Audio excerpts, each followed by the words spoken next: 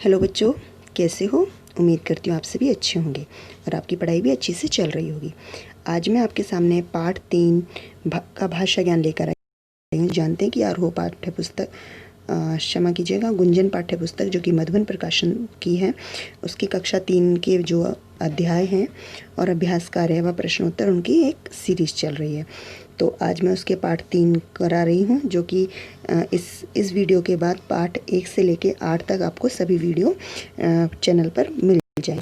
तो शुरू करते हैं पाठ 3 गुड़ियाँ, और इसका हम भाषा ज्ञान आज पूरा करेंगे। उससे पहले भाषा ज्ञान से पहले अभ्यास में एक प्रश्न था, सही उत्तर चुनकर सही का निशान लगाओ। यानी कि हमें सही उत्तर चुनना और उसका निशान लगाना है। तो देखते हैं इसका सही उत्तर क्या होगा। कलाकार किसके दरबार में आया? जो कलाकार था, जो गुड़ियाँ लेकर आया था, वो किसके दरबार में आया था? क्या वो राजा रामदेव के में, महाराणा प्रताप के दरबार में, या फिर शिवाजी के दरबार में? किसके दरबार में आया था? बिल्कुल सही, वो अकबर के दरबार में आया था। यानी कि इसका सही उत्तर होगा अकबर। अब दूसरा प्रश्न है, कलाकार के पास कितनी गुड़ियाँ थीं? कलाकार के बीरबल ने कितनी गुड़ियों के कान में फूंक मारा था? बिल्कुल सही, बीरबल ने 3 गुड़ियों के कान में फूंक मारा था, और कलाकार के पास भी 3 गुड़ियाँ थी। तो इसका सही उत्तर है 3 गुड़ियाँ। नेक्स्ट है, अब हम इसका करेंगे भाषा ज्ञान। भाषा ज्ञान में कुल 4 प्रश्न हैं। तो पहला प्रश्न है, दिए गए शब्दों के विलोम शब्द लिखो।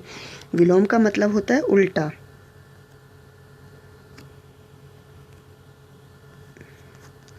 उल्टा या विपरीत। विपरीत, ठीक है। विलोम का शब्द मतलब होता है उल्टा या विपरीत, यानी कि जो बताया गया उसका हमें उल्टा बताना है। जैसे पहला दिया गया है अंदर, तो इसका मतलब होता है बाहर, इसका विपरीत होता है बाहर। आना जाना, अच्छी बुरी, पास दूर, गुण दोष, सुंदर बदसूरत। जैसे कि आपको पता है, सुंदर मतलब अच्छी दिखने वाली, बदसूरत मतलब बुरा दिखने वाली, या गुण मतलब जो हमारे अंदर अच्छे गुण हो, दोष मतलब जो हमारे अंदर खराब चीज़ें हों, ठीक है।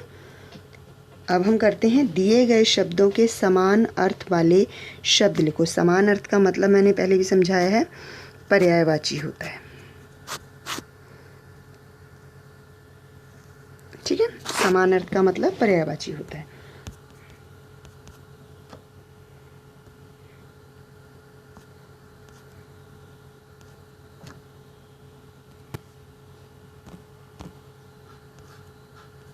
पर्यायवाची। तो पहला है आपका प्रयास। प्रयास का मतलब होता है कोशिश करना।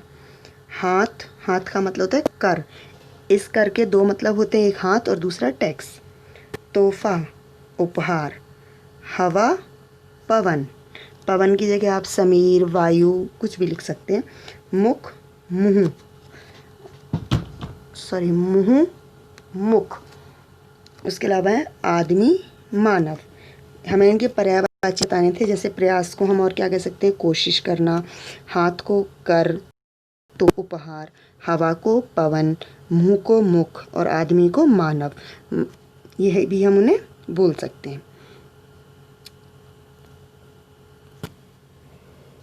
तो अब हम करते हैं इसका प्रश्न नंबर 3।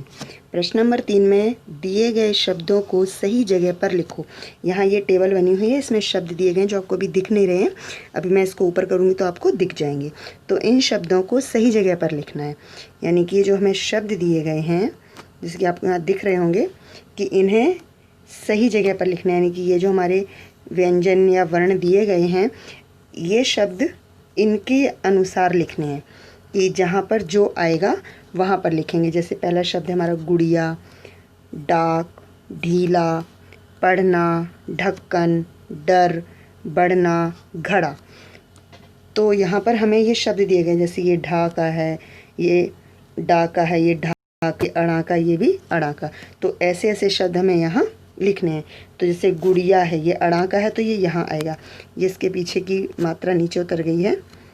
मैं अभी सही करके बताती हूँ आपको कैसे लिखेंगे। ये लिखेंगे हम गुड़िया, ठीक है। अब हमारा डाक, डाक में डा आता है तो ये डाक यहाँ पर लिखा जाएगा। ढीला, ढीला में ढा आ रहा है तो ये हमारा यहाँ लिखा जाएगा। पढ़ना, अड़ा यहाँ पर। आगे देखते हैं।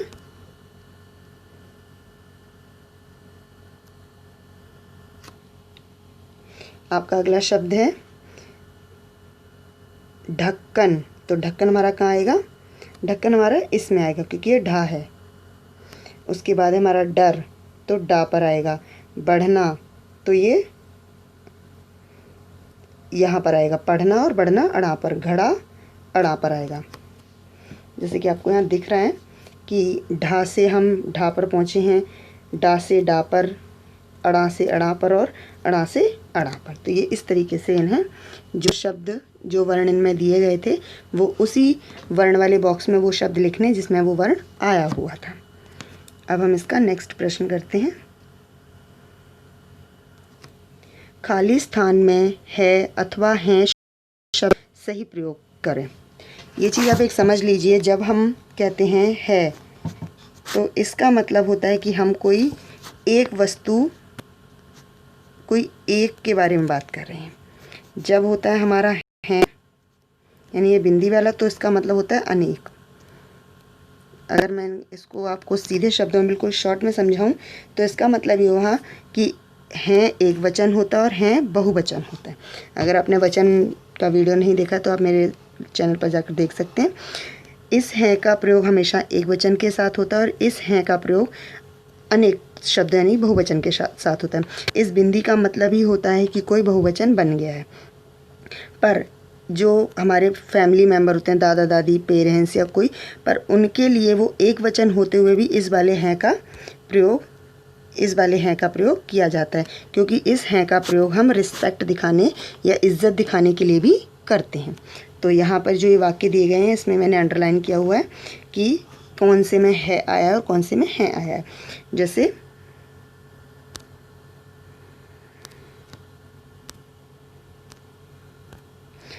ये गुड़ियाँ तो हूबहू एक जैसी हैं, इसमें मैंने बिंदी वाला लिखा है। क्यों? क्योंकि ये गुड़ियाँ जो है वो बहुवचन है हमारा।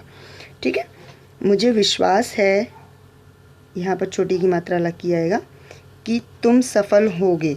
यहाँ पर एक है क्योंकि तुम में कोई एक ही व्यक्ति है, तो यहाँ पर बिना बिंदी वाला है आया है। आगे देखते हैं।